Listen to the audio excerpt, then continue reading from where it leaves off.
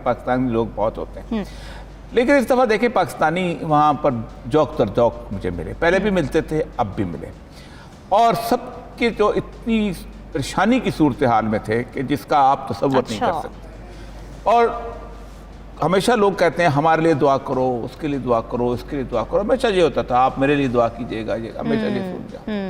लेकिन आप हैरान होंगे कि किसी एक शख्स ने मुझे ये नहीं कहा कि आप यहाँ पर आए हैं आप हमारे लिए भी दुआ कीजिएगा। उसने कहा देखें पाकिस्तान के लिए दुआ करें और इमरान खान के लिए दुआ करें। यानी यूँ समझते थे जैसे पाकिस्तान और इमरान खान जो हैं एक चीज़ हैं, एक जिसे कहा जुज़्व ला यनफ़क वाली बात। अच्छा। ये बहुत बड़ी बात थी। मैं आपको बताऊं इमरान खान के बारे में, दुआ के बारे में लोग पहले भी कहते थे, मैं इससे पहले जब उम्र में गया उस वक्त भी लोग यही कहते थे कि इमरान खान के लिए दुआ, लेकिन कुछ और लोग भी होते थे पाकिस्तान के लिए लहदा कहते थे। इस दफ़ा कोई एक शख्स मुझे ऐसा नहीं मिला अच्छा जो कि मौलवी की शक्ल रखता हो या काम सादा आदमी की शक्ल रखता हो, जवान हो, बूढ़ा हो, और हर किसी ने मुझे ये कहा और ये साहब पाकिस्तान के लिए दुआ करें और साथ इमरान खान की जान के लिए भी दुआ करें। यानी उनको पता है कि इमरान खान की जान जो है वो इस वक्त खतरे में है और पाकिस्तान के लिए इमरान खान, ये बहुत बड़ी बात है। और ये दियार गैर नहीं, हरम पाक के अंदर, ये मुझे मदीना शरीफ में भी लोगों ने कहा, अच्छा, कि मुझे मक्का शरीफ में भी लोगों ने कहा, कि मुझे वैसे चलते फिरते आम आदमी ने भी कहा, जो भी मुझे देखता था पहचानता था मुझे ये दुआ करता। बिल्कुल, सबकी दुआएं पाकिस्तान के साथ ही हैं। और ये साहब जनरल टैड बाजवा साहब ने कुछ बातें कही हैं इंटरव्यू में, तो वो कह रहे हैं कि जी इमरान खान झूठ बोलते हैं, धोखा दे रहे हैं वो अपने चाहने वालों को, तो क्या ऐसे ही है? क्या कमेंट करेंगे इस पर? पहली बात तो है कि उन्होंने मेरा नाम भी लिया है और मेरा नाम लेते हुए उन्होंने पहले ही आगाज में ही झूठ बोल दिया। अच्छा। उन्होंने कहा है कि औरिया मकबूल जान को पहले मेरे बारे में ख्वाब आते थे। अच्छा। हालांकि जिस ख्वाब का तस्करा है वो ख्वाब प्रोफेसर शहजाद साहब ने देखा था और उस ख्वाब का मुझसे कई साल पहले बाजवा साहब को खुद पता था। अच्छा। और मैंने तो सिर्फ उसका कॉलम में तस्करा किया था। तो यहाँ से बाजवा साहब का झूठ नुमाया हो जाता है, या तो क्योंकि आज सुना है कि बाजवा साहब के उसका इनकार कर दिया उन्होंने, उसको उन्होंने मंसूर अली खान ने कहा कि मैंने रिपोर्टेडली इसका मतलब यह है, तो मतीला ने झूठ बोला है भाजपा के बारे में, तो किसी एक को बताना पड़ेगा। क्योंकि उसके बाद मुझे कल देख रहा था कि उसके बाद वो एक प्रोग्राम के अंदर वो तो मतीला जान भी और सुलंगी साहब जो है वो भी, ये भी तीनों मजाक उड़ा रहे हैं। रसूल अकरम सल्लल्लाहु अलैहि वसल्लम का एक ख्वाब है जो मैंने नहीं देखा, जो किसी और ने देखा है, और ये लोग बैठ के ऐसे मजाक उड़ा रहे होते हैं टीवी के अंदर कि जैसे किसी आम आदमी का ख्वाब है। और वो उस ख्वाब के ऊपर मैं इंशाल्लाह एक दो दिन में गुफ्तगू करूंगा किस जगह को क्या था। लेकिन बाजवा साहब का पहला झूठ तो ये कि एक ऐसे नेक आदमी का देखा हुआ ख्वाब जो कि प्रोफेसर शहजाद जो कि कराची में अपने तकवे के हिसाब से मशहूर था, उस ख्वाब का मैंने सिर्फ कॉलम में तस्करा किया तो उन्होंने बराह रास्त मेरे खाते में, मेरा ख्याल है कि बाजवा साहब ने या तो खुद झूठ बोला है या वो जर्नलिस्ट है वो झूठ बोल रहा है मुकम्मल तौर पर। तो एक बात तो ये है कि दूसरा उन्होंने कहा है कि इमरान खान झूठ बोलता है, ये करता है वो करता है, ये खैर इमरान खान उसका जवाब देगा। लेकिन बहरहाल बाजवा साहब को या तो इस वक्त टीवी पे खुल के सामने आ जाना चाहिए, चेहरा दिखाएं, नकाब कुशाई करें। वो जो कहते हैं ना कि खूब पर्दा है कि चिलमन से लगे बैठे हैं, साफ छुपते भी नहीं, सामने आते भी नहीं, ये बैठ के चोलें करते हैं। कभी जावेद चौधरी के पास जाके बैठ जाते हैं, कभी किसी और के पास जाके बैठ जाते हैं। जावेद चौधरी दो चीज़ें और मिर्च मसाला लगाता है, फिर इनकार कर देते मैंने ऐसा नहीं कहा। वो भाई अल्लाह के बंदो आज़ाद हो चुके हुए हो, एक जाओ, मैं सिर्फ एक बताता हूँ आपको, कमर जावेद बाजवा रिटायर हो चुके हुए हैं। बिल्कुल। रिटायर्ड फौजियों की वेटरन्स की एक तंजीम है। अच्छा।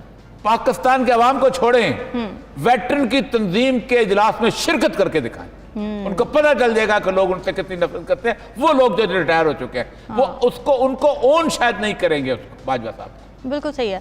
अच्छा हिलाली साहब, हम ये देख रहे हैं कि इससे पहले जब खान साहब से कुछ सवाल जवाब होते थे तो वो कहते थे कि जी मेरे इख्तियार में कुछ था नहीं, कुछ और ताकतें थी जो कि सारे डिसीजंस ले रही थी।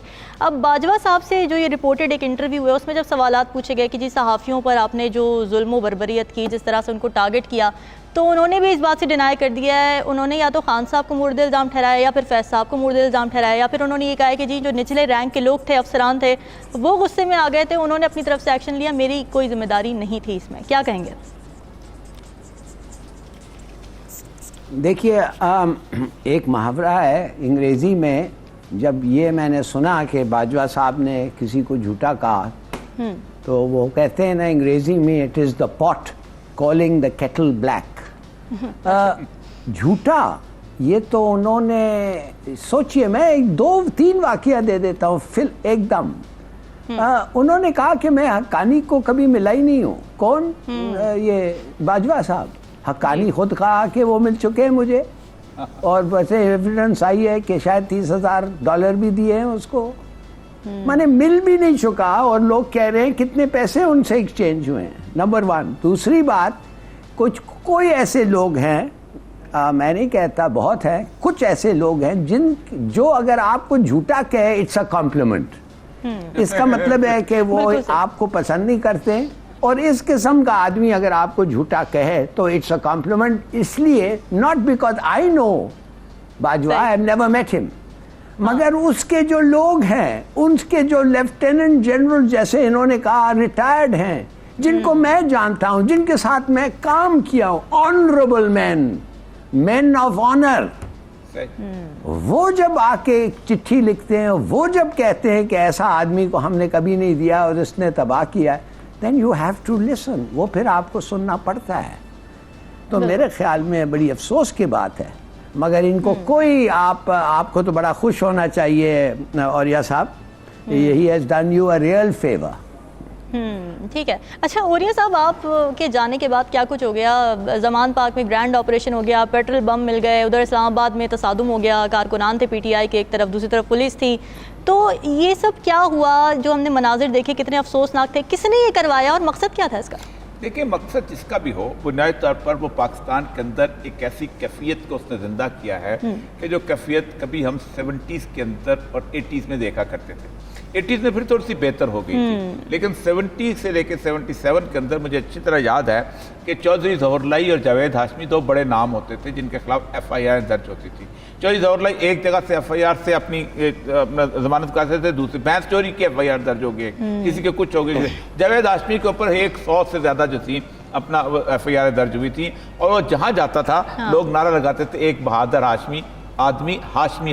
اور یہ لیول آ گیا تھا. اور پھر ہائی کورٹ نے ایک آرڈر کیا تھا, یہ پاکستان نہیں, جوڈیشری کی نہیں, دنیا کی جوڈیشری کی تاریخ میں ایک بہت بڑا آرڈر ہے. مجھے لگتا ہے کہ کل یا پرسوں تک عمران خان کو یہ آرڈر بھی ہائی کورٹ کو کرنا پڑے گا, کیونکہ جو یہ حرکتیں ہو رہی ہیں یہ پاکستان کو بنیادی طور پر رسوا کرنے کی. انہوں نے کہا تھا یہ تمہارے پاس کتنے کیسز ہیں, ہائی کورٹ کا آرڈر ہے, آن ریکارڈ آرڈر ہے 1976 کا, PLD کے اندر موجود ہے کہ اتنے لوگ ہیں, تمہارے پاس 100 کیسز ہیں. انہوں نے کہا ہاں بالکل یہ 100.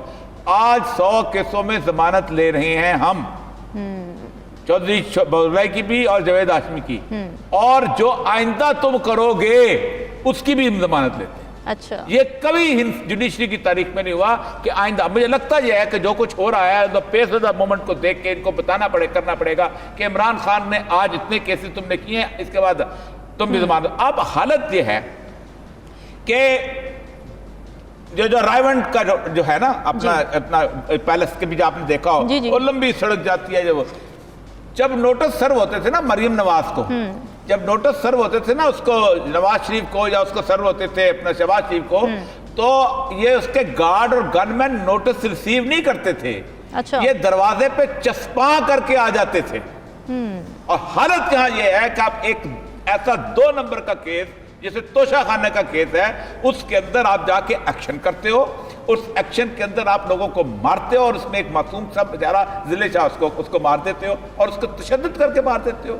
یعنی آپ اندازہ کریں, میں ایک آئی جی صاحب ہمارے یعقوب صاحب ہمارے دوست ہیں, بلوچستان میں رہے ہیں ہمارے ساتھ وہاں پر, انہوں نے کہا اس طرح کے جو نوٹس ہیں, بڑی مزدار, انہوں نے ایک ٹی وی میں کہہ رہے تھے, اس طرح کے نوٹس جو ہیں پولیس کے تھانوں میں اکثر پڑے رہتے ہیں, اور وہ کہتے ہیں یار جس دن تعمیل کرانی ہوگی ہم کروا دیں. آپ نے یہ کیا. پھر آپ نے ایک چھوٹا سا کیس, جس کیس کے اندر صرف فرد جرم جو ہے, آپ چیف جسٹس صاحب کھڑے ہو کے کہتے ہیں کہ جی دنیا کو جو ٹیکنالوجی آ گئی ہے اس سے فائدہ اٹھانا چاہیے, ٹھیک, اس سے جیسے کہتے ہیں اپنا آن لائن گواہی بھی لے سکتے ہیں. اور عمران خان کو کہا جاتا ہے کہ آپ وہاں پر آئیں. پھر اس کے بعد جو عمران خان نے الزام لگایا ہے, میں سمجھتا ہوں پاکستان کے انڈیپینڈنٹ تحقیق ہونی چاہیے کہ وہ کون لوگ تھے جو اندر داخل ہو رہے تھے, اور ان کے ہاتھ پیچھے بندے پڑے ہوئے, ہاتھ میں ہتھکڑیاں پکڑی ہوئی تھیں, جو بھی پکڑا ہوا تھا, مجھے نہیں پتا وہ رسیاں کیا تھیں, لیکن اس کی تحقیق ہونی چاہیے.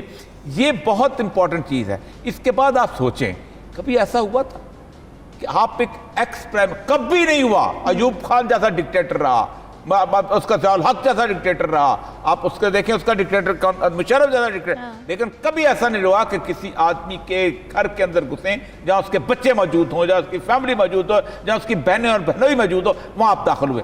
آپ سوچ سکتے ہیں کہ آپ نے کیا ادھم مچایا اس گھر کے اندر جا کے. لیکن اوریہ صاحب, جو نون لیگ ہے نا, وہ یہ کہتی ہے کہ جی مریم نواز کے آپ فلیٹ میں گھس گئے تھے رات کے وقت, اب آپ کو یاد نہیں آئی تھی چادر چار دیواری. فلیٹ میں نہیں گھسے تھے, ہوٹل کا کمرہ تھا, ہوٹل کا کمرہ. وہ اس چیز کو ہوٹل کے کمرے, دیکھیں میری بات سے, ہوٹل کے کمرے میں آپ نے جا کے نوک کیا غلط کیا. ہم نے اس وقت بھی کہا تھا غلط کیا. کس بنیاد پہ گھسے تھے اور کون گھسا تھا؟ نیب کے میرے خیال سے نہیں. تقریر کس نے کی تھی؟ ہاں, صفدر صاحب. قائد اعظم کے مزار پہ تقریر کی تھی. کس نے کی تھی؟ کیپٹن صفدر اس کے میاں نے. میاں نے کس کو گالی دی تھی؟ سر وہ تو دونوں الگ الگ کمروں میں تھے, تو مریم نواز صاحبہ کیسے؟ اللہ اکبر, یہ تو اچھی بات ہے, دونوں الگ الگ کمرے میں تھے. یہ تو اللہ تعالیٰ ان کو مزید قریب لائے اور ان پہ وہ رہنے دیتے ہیں, اس پہ بات رہنے دیتے ہیں. ہاں, آپ اندازہ نہیں کر سکتے جس باجوہ جس کی بات کر رہے ہیں نا, جن کو جو کہہ رہا ہے میں نے نوکری دلوائی تھی, میں نے ایک ٹی وی میں کام کر رہا تھا, اسی خواب کے اوپر تذکرہ ہو رہا تھا, اور جس طرح انہوں نے اس ٹی وی کے مالک کو ڈرایا تھا نا, اور مجھے وہاں چھوڑنا پڑا تھا, میں نے کہا نہیں میں آپ کو دوا نہیں, مجھے چھوڑنا. اس وقت تو میرے تو ایک اتنے سے کلپ کے اوپر شور مچ کے تھا, یہاں باجوہ صاحب خود نہیں کودے ہوں گے, تو کس نے کیا تھا؟ اس نے. اچھا, وہ ایک کوئی انسلٹ دنیا نے کنڈیم کیا. آپ چلو ہو گیا, آپ نے تو پورے گھر کے اندر گھسے ہو, ہوٹل میں کمرے میں جتنا بھی ہوتا ہے جیسا بھی ہو, بہرحال وہ کہہ سکتے ہیں وہ بھی غلط تھا, یہ بھی غلط تھا, یہ بات غلط تھا, یہ بھی غلط ہے. آپ نے تو کچھ رہنے نہیں دیا. اس وقت تقریباً 540 کے قسم کا بندے پکڑے ہوئے, اور ہر بندے کے گھر میں گھس رہے ہیں. اور کس بات پہ گھس رہے ہیں؟ کہ ہم دہشت گرد ہیں. اب عمران خان جہاں نکلتا ہے دہشت گردی کا پرچہ ہوتا ہے. یہ بہت خوفناک ٹرینڈ ہے, اور یہ خوفناک ٹرینڈ, ایک بات یاد رکھیں, ایک بات اور یاد رکھیں, مریم نواز کے پیچھے, نواز شریف کے پیچھے, اور کسی اور سیاستدان کے پیچھے اس طرح کی پبلک نہیں تھی جس طرح عمران خان کے پیچھے پلے گئے. آپ اس وقت پاکستان کی 22 کروڑ عوام کی اکثریت کے نمائندے کے گریبان میں ہاتھ ڈال رہے ہیں. آپ پاکستان کے عوام کے گریبان میں ہاتھ ڈال رہے ہیں. آپ نے پنڈی کا تماشا دیکھ لیا. میں نے اپنی زندگی میں اس طرح کی صورتحال نہیں دیکھی عوام کی کہ لوگ کنٹینر اٹھا کے پیچھے پھینک. افسوسناک سچویشن تھی. ہلالی صاحب, اب جی حکومت نے یہ فیصلہ کیا ہے کہ ٹف ٹائم دینا ہے ابھی مزید پی ٹی آئی کو اور عمران خان کو, تو اس طرح کی کارروائیوں سے آپ کو نہیں لگتا کہ عمران خان تو مزید وکٹم بن جاتے ہیں, سپورٹ جو ہے سارا وہ مزید ان کے ساتھ جا رہا ہے, ہمدردیاں جو ہیں وہ مزید عمران خان کے ساتھ جا رہی ہیں, اس سے حکومت کو کیا فائدہ ہو رہا ہے؟ حکومت کو کوئی فائدہ نہیں ہو رہا ہے. کاش کہ میں یہ کہہ سکتا تھا آپ سے کہ یہ ایک اسٹریٹجی ہے, ایک ٹیکٹک ہے, جو آپ اگر کسی کو نفرت آپ ایک لو آدمی یا اس کے دوست یا ایک کمیونٹی کے خلاف پھیلائیں تو پھر تھوڑا سا زیادہ آسان ہوتا ہے. نفرت پھیلا کے اس کو جب آپ اٹیک کرتے ہیں تو he becomes an object of hate, تو وہ پھر آپ پرواہ نہیں کرتے ہیں, آپ لوگ جاتے ہیں اور جو بھی کرنا ہے کرتے ہیں. میں معاف کریے, اس قسم کی نفرت جو ادھر پھیل رہی ہے وہ آپ سمجھتے ہیں یہ چلے جائے گی؟ وہ آپ سمجھتے ہیں کبھی لوگ بھول سکتے ہیں؟ وہ کبھی نہیں بھول سکتے. وہ رہے گا, اور وہ رہے گا, اور خدا کرے وہ نہ پھیلے, مگر وہ رہے گا, اور اس وقت وہ پھیل رہا ہے. یہ جو آپ کے چیف منسٹر صاحب نے جو کہا ہے, میں سمجھتا ہوں یہ چیف منسٹر شاید اس کا مقصد نہیں تھا, مطلب نہیں تھا یہ کہنے کے لیے, مگر جس طریقے سے اس نے کہا کہ اگر تم ہاتھ اٹھاؤ گے ہم توڑیں گے تمہارا ہاتھ, اور میں نے کہہ دیا ہے بس کافی ہو گیا ہے, تو کیا بس کافی ہو گیا ہے؟ آپ نے کبھی ٹارچر کے رپورٹس جو یو این میں فائل ہوتے ہیں آپ نے دیکھے ہیں کہ پولیس اسٹیشنز میں کیا ہوتا ہے؟ 31 لوگ جو مارے گئے ہیں بے وجہ, جو U N human rights watch نے پبلش کیا ہے, اس کے بارے میں کس نے کچھ لکھا ہے؟ کون اریسٹ ہوا ہے؟ کوئی کچھ ہوا ہے؟ ماڈل ٹاؤن کا کیا ہوا ہے؟ کچھ نہیں ہوا ہے. تو میں صرف آپ کو کہتا ہوں کہ یہ ریٹیلیشن ہوگا, بس بھول جائیں آپ سمجھتے نہیں ہوگا. اور کیا یہ اچھی بات ہے؟ کیا ضرورت تھا؟ ایک آدمی جو نان پولیٹیکل ہے اس کا ایک ہی کام ہے, one job only, law and order maintain کرو. اس کا یہ بھی کام نہیں ہے کہ एकलव्य न्यूज इंडिया, अंतर्राष्ट्रीय खबरों का मंच।